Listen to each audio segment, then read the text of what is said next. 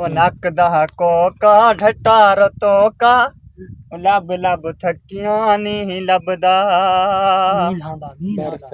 नक दी नथली सोन होवे असली असमोट वडेवणे खान कुवे असली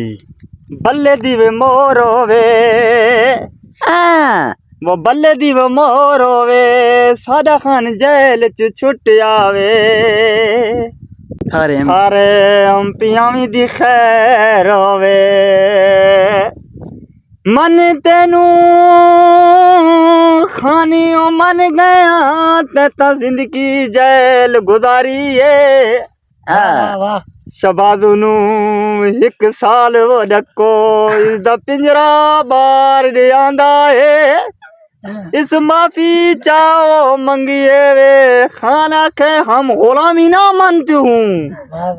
हम गुलाम रहेगा हम गुलामी ना मानते हो हम क्यों गुलाम है किस तरह गुलाम रहेगा शबाज़ ने बताया मैं जूते पालिश करने वाला हूँ खाना का तू सीट पर किस तरह बैठे उठी जा मेरी सीट और डोड़ा मार हक हक ते लड़दा है ना किसी को बुलंदा है मैं हक ते लड़दा है ना किसी को बुलंदा है ओ जरा आदे प्रोग्राम तो वड़ गया ना उसनू बरंदा है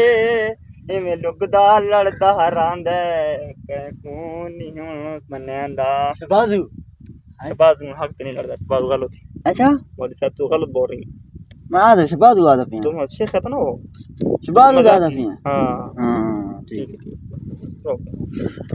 तोला चैनल सब्सक्राइब कर दो कैसे चैनल सब्सक्राइब कर दो सब्सक्राइब नहीं सब्सक्राइब साइब पकड़ाई सब्सक्राइब सब पकड़ाई कैसे चैनल उठा के ठीक है।